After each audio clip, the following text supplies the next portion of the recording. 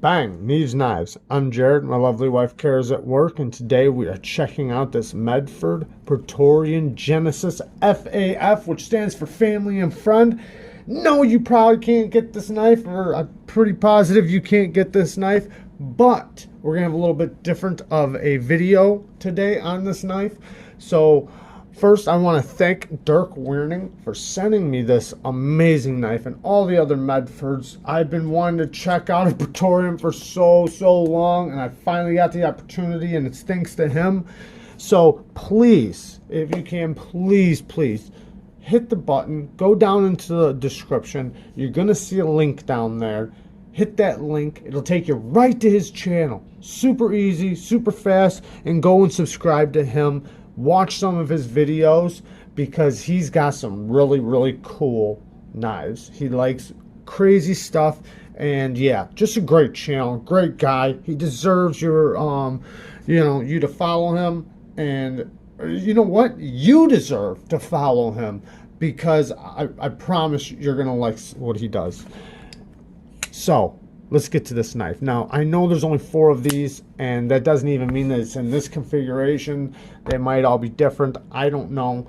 And so I know getting this exact knife is nearly impossible, but what you can get from this is, so if you ever watch Medford's channel, you'll notice like every week they do these things where they show like 8 knives in a row, and they're all the same knife, but they all look a little different. So like one will look like this, one will look like this, one will look like this, you know, and they'll all be a little different, right? But the same knife. So what they're showing you is like all the different configurations that they do the same model in. So you'll notice like this handle has this finish, this handle has this one, and then this one, and you know, so on and so forth. So there you can get any Medford, and I mean any Medford. They don't even have to be this model, that are different from somebody else's exact same model. And that's kind of the beauty of Medford. You know, you can, it's basically, you know, there's so many variations you can get that knife in, or versions, or, you know, whatever. So basically like a $600 knife can go from $600 all the way to thousands of dollars, you know, just determining on what you're wanting and what you're willing to spend. So with this one, it's got like a, all right, first off, the finish right here, this is an anodization on titanium. This is a Cpm D2 blade with a Vulcan finish. Cpm D2, if you're wondering what Cpm D2 is, from what I can see, Cpm D2, it's not like D2, not like regular D2.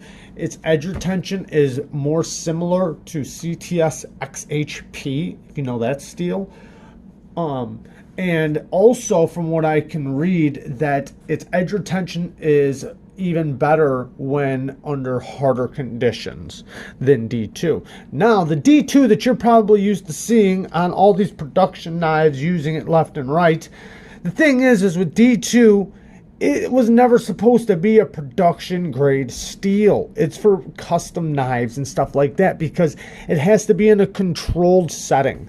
And all these production companies that are using it because people wanted it so bad at one time, it's not going to perform nowhere near as good as what a custom level D2 is going to. It's just never going to, because a custom level knife made in small batches is going to be executed the way it's supposed to. At least you'd hope so. It's going to be executed the way it's supposed to, and it's going to be under a lot more controlled conditions, more than knives that are done in hundreds of, you know, at a time. Anyways, so now once you get the Cpm D2, it's even better than regular D2. Now, regular D2, the way it's supposed to be done, has better edge retention than even S35VN. But you're not going to ever really see that unless if you get it from a production company, or if it, you know, unless if it's done right. But Cpm D2 is even better than that. So there you go. Now the Vulcan finish, this thing is amazing. It almost looks like it's drawn or painted. It's so well done. Like Look at all these little lines. I mean, that's just wicked looking. Then you can tell this thing has a blade on it, or I mean, edge on it that's looks like a KME edge. Definitely doesn't look factory. Also, this thing's about 30 thousandths behind the edge. If you're wondering if it can cut, yes, it can cut. I didn't cut with it, but I did cut with its little baby brother that is a thicker blade stock, because since this one has the thinner blade stock. And you can see I cut paper with this thing, and then I took it to the ballistics gel. So if you want to see that, go check out the video that I just posted on this knife. This is the Medford Praetorian, the micro Praetorian tie. Okay, so back to this thing. But yes, this thing, yes, it's thick behind the edge. It does have a beautiful hand-done hollow ground blade. Now, I imagine that most of this knife is done by hand. I don't know that for sure, but I would imagine they put a lot of handwork into this knife. But talking about the way it's going to cut, now this is made for hard use. This is not a knife made for toying around and taking splinters out of your fingers. That's for your slip joints and stuff like that. And just like the slip joint isn't going to be able to do what this knife can do. So it's just a different animal, right? I wouldn't want this to have the type of edge that is going to be a precision cutter. It's not made for that. This is made for harder use tasks. It needs to be stronger behind the edge to perform the way that this thing's supposed to perform. So very, very smooth. This one you can tell is very broken in. You can see I can spidey flick it and I can thumb flick it very easily. Very smooth drop. Now, it's not going to be drop shutty, but what it does have is it will do a little slap shut. And it doesn't take that much effort, just a little tiny bit of wrist, because it's so smooth.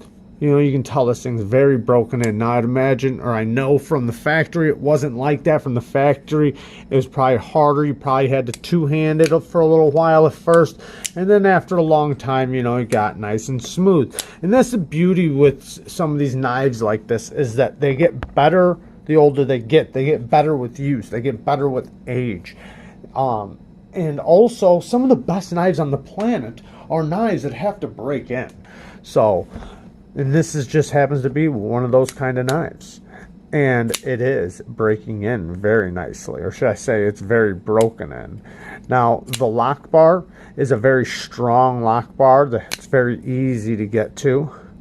It's got that strength behind it that it's not, you're not just going to be able to touch it and it unlock. You have to mean to unlock this thing. And that's also a beautiful thing, because it, you know, reassures you how strong it is. Now, the finish.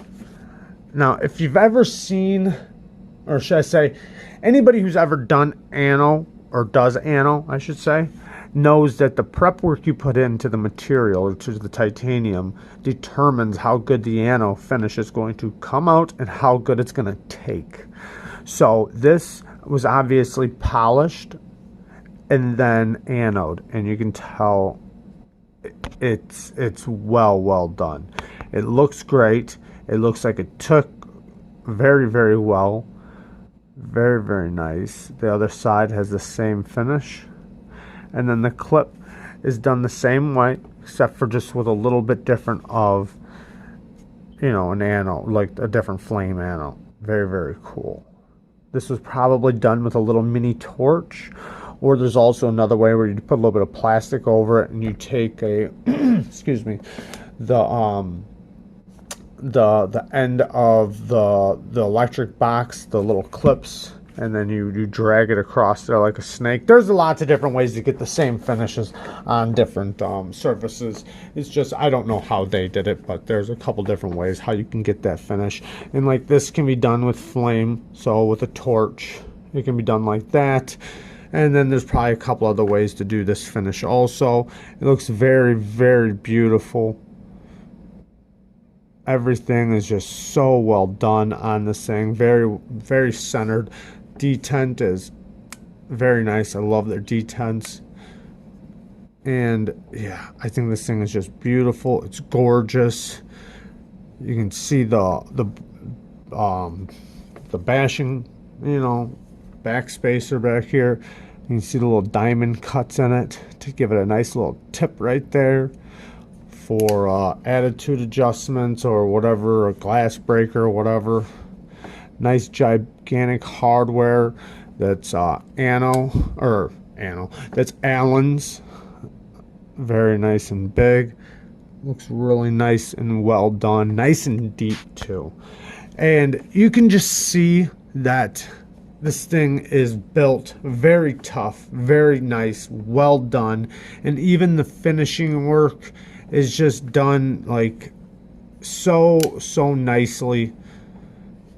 I don't know if that's even a good word for it. It's just incredibly well done. And this is just one type of finish you can get. Like I said, then you can go and turn around and get a finish like this. You know, with this type of grinds. I forget what they call this. They call it something. I forget what it's called. It's called something. Or you can get one that's kind of a little bit more like this, where it's more of like a rock pattern. Or you can just get just raw smooth titanium. I know this one has that, but let's not look at that. Or you can get something like that. I mean, it's endless. It's endless, the types of stuff. Just like the clips. You know, there's different clips. So it's Medford, there's so many variations you can get, and I just wanted to show that off just a little bit so anybody knows when they see a Medford that they can have it however they want. You can have it your way, or you can just get the raw one, the raw titanium version, the bare minimum. Not even minimum, the bare, because that's what I like. I like that, the raw titanium, and just that, the tool like, you know, I love that. So, and a lot of other people do too. But just wanted to show it off a little bit. I love you guys. Peace.